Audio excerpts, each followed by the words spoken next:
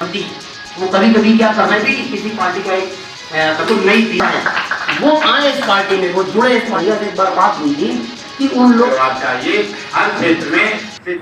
अपना परिचय देते बताइए, जो आज यहाँ पे पार्टी का गठन आपके हो रहा है या बैठक हो रही है, इसके बारे में कुछ जानकारी दीजिए। देखिए, मेरा नाम इंजीनियर सतीश सचान है। मैं पेशे से इंजीनियर हूँ। मैं 1990 का HPTI से सिविल इंजीनियरिंग का ग्रेजुएट हूँ।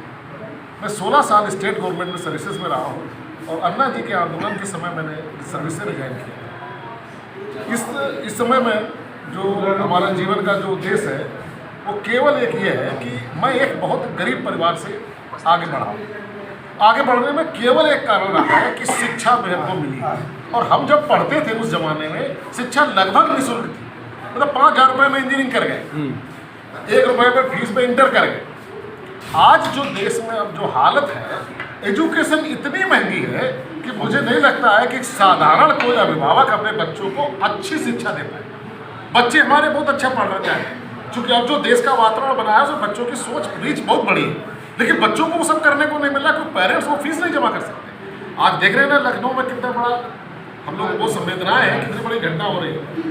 क्यों? ये सब प्राइवेट्स, इसका जो अधिक मूल्य का जो शिक्षा आप दे रहे हैं ना, ज़्यादा पैसे वाली शिक्षा, उसी का दुष्परिणाम है कि आज जो आपने शिक्षा को व्यवसाय बना रखा है। अगर जब तक शिक्षा को व्यवसाय से नहीं दूर करेंगे, तब तक समाज में एक समानता नहीं आ पाएगी। हमारी पार्टी का प्रमुख एजेंडा, जिसकी वजह से पार्टी का गठन हुआ, पहला एजेंडा है कि हम 1 नेशन 1 एजुकेशन विदाउट फीस चाहते हैं। जब विदाउट फीस होगा तो सारे हम आप सब अभिभावक हैं। एक तो जिम्मेदारी हमारी खत्म हो जाएगी कि बच्चा हमारा जो पढ़ना चाहेगा देश में पढ़ेगा। वो जो पढ़ना चाहेगा, जितना पढ़ना चाहेगा पढ़ेगा। पढ़ने में हमारी फीस, हमारे पेरेंट्स की योग्यता आगे नहीं है। सर, आपकी पार्टी जो है कितनी सीटों पे का चुनाव लड़ने जा रही है? अगर लड़ने जा रही है तो कितनी सीटों पे? पूरा बता। दूसरा जो हम लोग चाहते हैं कि गाँव में जो ग्राम सभा है वो लगभग उसके अधिकार समाप्त है। पंचायती राज अधिनियम केवल सिंबॉलिक रूप में लागू है। वास्तव में तो सरकार ने अपने नुमाइंदों के माध्यम से ग्राम सभा पर कब्जा कर रखा और पैसे का बंदर बाट के अलावा गांव का जो अनियमित विकास हो रहा है उससे काम नहीं चलने वाला। जब तक हम गांव में आबादी में, अभी भी गांव की आबादी 50 से 55% है जो रहते हैं, अब उनकी निर्णय लेने में हिस्सेदारी शून्य। जिस देश की आधी आबादी निर्णय न ले रही पा रही हो, वो आधी आबादी कैसे देश चला सकती है? तो अगर देश को समर्थवान बनाना है तो हर व्यक्ति को शिक्षित करना पड़ेगा, फिर उसे निर्णय लेने का अधिकार देना पड़ेगा, समझ देने पड़ेगा, सही निर्णय ले सके। आजकल तो वोट डालने जाता है जज बन के, लेकिन वो निर्णय कैसे लेता है आप सब जानते हैं। उसका दुष्परिणाम हम आप सब उठा रहे हैं। अब आप जो पूछ रहे थे कि आप कितनी पार्टियों पर, कितनी सीटों पर लड़ने जा रहे हैं, 3 साल के संघर्ष के बाद तो बड़ी मुश्किल से पार्टी अब रजिस्टर्ड हो पाई है। कैसे कैसे संघर्ष एक पार्टी को रजिस्टर्ड कराने में उठाने पड़ते, वो मैंने इतना सब करने के बाद सीखे। कोशिश हमारी ये है कि हम हर प्रदेश की हर सीट पर अपने प्रत्याशी बनाएं, जहाँ तक हमारी रीच हो पाएगी।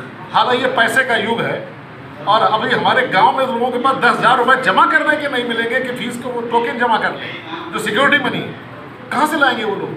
हम फ्रेश लोग पॉलिटिक्स में लाना चाहते हैं। ये पॉलिटिक्स के जो घराने बन गए ना, 5-7 हज़ार जो देश को संचालित कर रहे हैं, उसमें तो हमारे आपके बच्चे कभी आ ही नहीं पाएंगे। उनको फ्रेश यूज आप कभी नहीं कर पाएंगे, क्योंकि वो मंत्री जी का बेटा तैयार हो रखा है, बाहुबली का बेटा तैयार हो रहा है, धर्मली का बेटा तैयार हो रहा है। हम चाहते हैं कि फ्रेश ब्रेन पढ़ाई में भी आए और देश को संचालन में भी। जैसा कि महंगाई बढ़ रही है और बेरोजगारी का भी बहुत बड़ा इशू है, और पेपर भी लीक में अभी हुआ और देखा आपने कई जगह धरना प्रदर्शन भी इस पर हुआ, इस पर आप क्या कहना चाहेंगे? देखिए, पेपर लीक केवल जड़ है शिक्षा के व्यवसायीकरण की। इसके पहले जब हम लोग हाई स्कूल इंटर करते तो पेपर लीक कोई सुना नहीं होगा, नहीं होता। और इतना अनुशासन था, शिक्षक का इतना सम्मान था कि शिक्षक कम, पुलिस को कम, लोग शिक्षक को ज़्यादा डरते थे, अभिभावक भी और बच्चे भी। और अब तो पूरा हाल क्या बुरा हो गया, क्या आपने एजुकेशन सिस्टम को कैसे गवर्न किया है। और महंगाई जो आपकी बढ़ रही है, वो जरूरत इस बात की है कि कृषि को उद्योग का दर्जा दीजिए, क्योंकि व्यापारी जब तक चीज़ें संभालेगा, जो देश में गवर्नमेंट चल रही है ना, वो व्यापारियों की गवर्नमेंट चल रही है। और व्यापारी अपने लाभ के आगे सामाजिक चिंतन नहीं करता। हर कोई रतन टाटा नहीं बन सकता कि वो समाज के लिए उद्योग करेगा।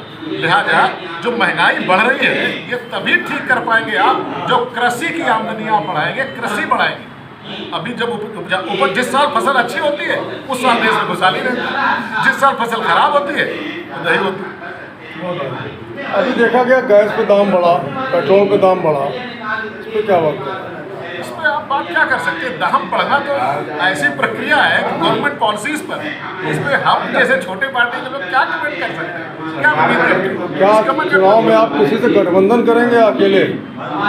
अपने समान विचारों से कोई समझौता नहीं है। अगर कोई विचारों को, और फिर दूसरा, हम तो इतने छोटे दल है, हमसे कोई गठबंधन क्यों करेगा? क्या रखा है? गठबंधन तो उनसे किया था जिनसे कुछ मिलना हो। अरे हम तो संघर्ष करने आए। आपकी पार्टी का क्या नाम है? भारतीय ग्राम स्वराज पार्टी। भारतीय ग्राम स्वराज पार्टी। ठीक है सर। 2027 में जिस तरीके से आप बता रहे हैं कि हम किसी के साथ गठबंधन भी हमसे कोई नहीं करना चाहेगा। क्यों करेगा? अच्छा, हमसे क्यों करना चाहेगा? हम तो बहुत छोटे दल है, क्यों करेगा? क्यों करेगा?